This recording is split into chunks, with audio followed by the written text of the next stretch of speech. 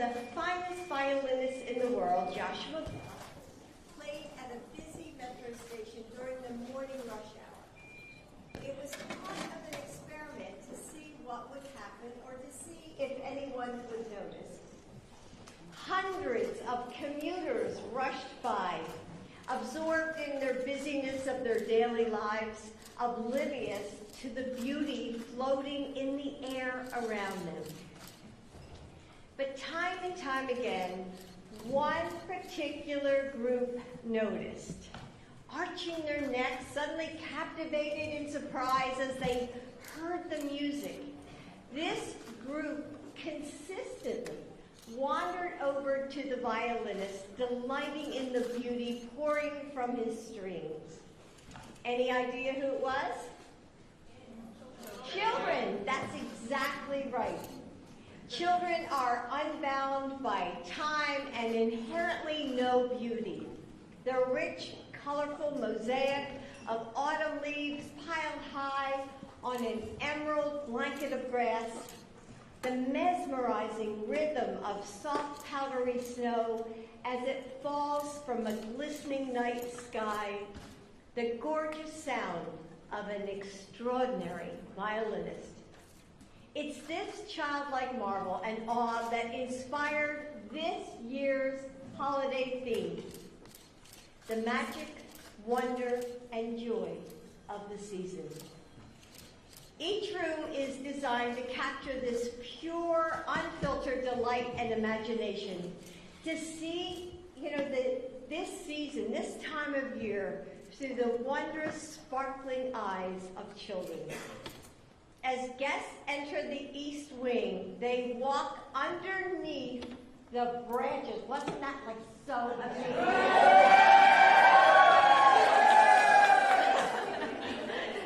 When Joe and I saw that last night, we were just mesmerized.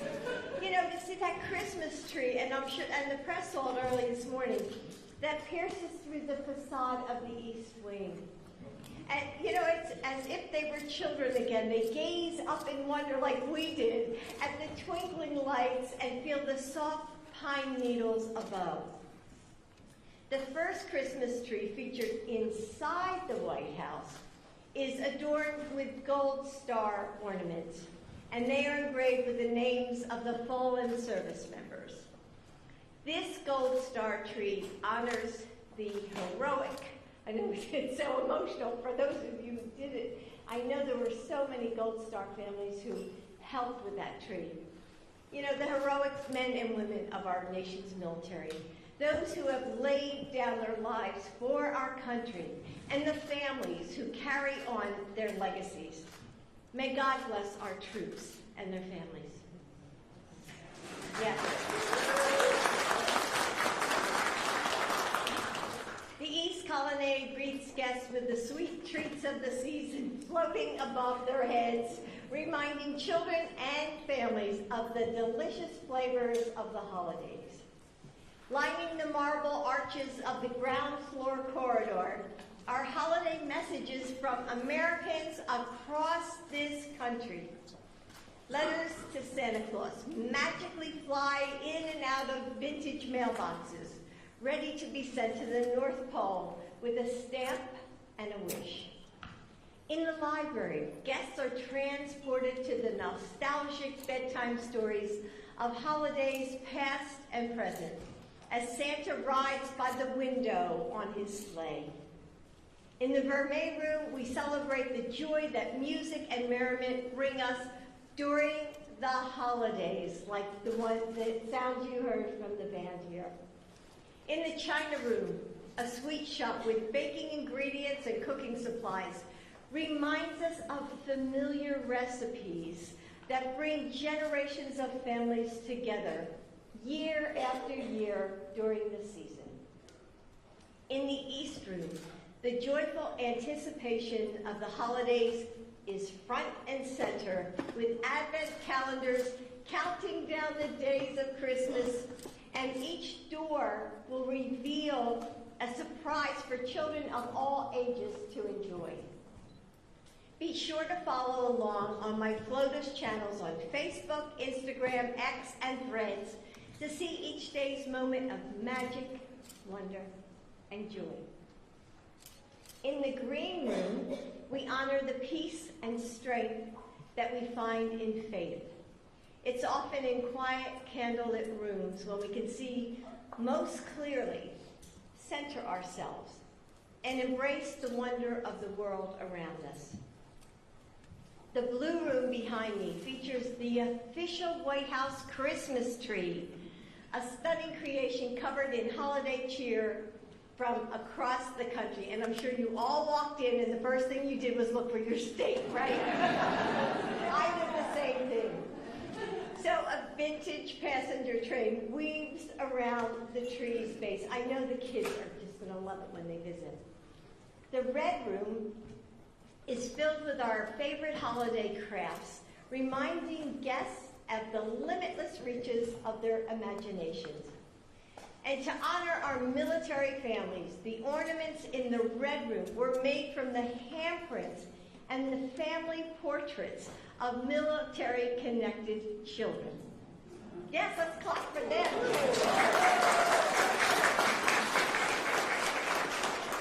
In the cross hall, right over there, we have the official White House menorah, created last year by our White House carpenters, who are so special, using reclaimed wood from the beams of this house, saved from when President Truman, honestly, don't miss it, renovated it over 70 years ago.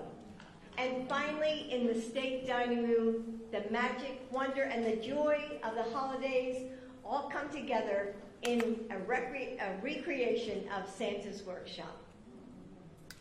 Throughout the house, we pay tribute to the 200th anniversary of the publication of "'Twas the Night Before Christmas," a poem etched so deeply into so many of our childhood memories. We worked with the Library of Congress to bring a sampling of editions from the last 200 years here to the White House. You'll also notice that this year's gingerbread house, have y'all seen it? Yes. Oh my God. Susie did such an amazing job, and all her volunteers.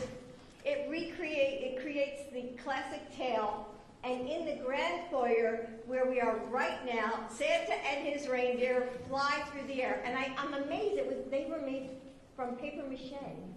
I mean, it's just so cool. And it's like they're leaping from the storybook's pages. I don't know how you feel, but I feel it's just breathtaking.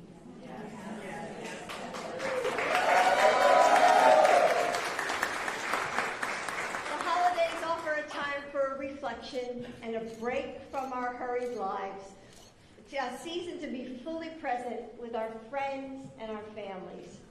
It's also a season of gratitude. And I want to take a moment to thank you, the hundreds of volunteer decorators and designers. You've traveled from near and far to bring the spirit and the cheer of the holiday season to life. Without your hard work and painstaking attention to detail, none of this would be possible. I hope that this experience has been as meaningful for you as it will for the thousands of visitors. And we've upped it this year. We're going to have over 100,000, which is just amazing. And everyone is going to enjoy your craftsmanship as they walk these halls. Also, I hope that you're leaving with more than just a few friends. The kind that can only be forged together when working together to shape chicken wire into magnificent arms, or meticulously pinning those gumdrops.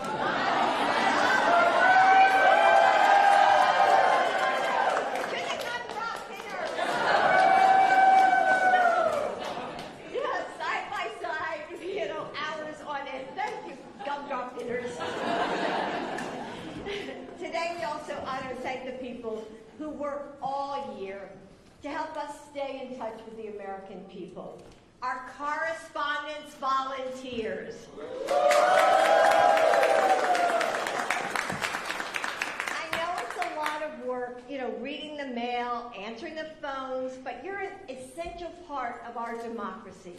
Whether you've been volunteering for years and years or just a few months, or maybe a few decades like some of you. So with all of my heart, thank you. Magic, wonder, and joy. I know that they can feel hard to find sometimes as the days grow shorter and the weather grows colder, as our hearts grow heavy in the face of a tumultuous world, as we miss those who are no longer with us, an empty seat at the table of our holiday gatherings. But it's in these times when we are searching for hope and healing. These points of light, all of them. The most that we need is each other. That's when we need each other the most. Because, children have something to teach us, if we're wise enough to listen, how to remain present, even as a busy world beckons us, how to open ourselves up to love and wonder and to marvel at every moment, no matter how ordinary, how to find beauty at a metro stop. With a child's appreciation for the magic, wonder, and joy of the season, I wish you a Merry Christmas and a very happy holidays from the Biden family to all of yours. Thank you so much for being here.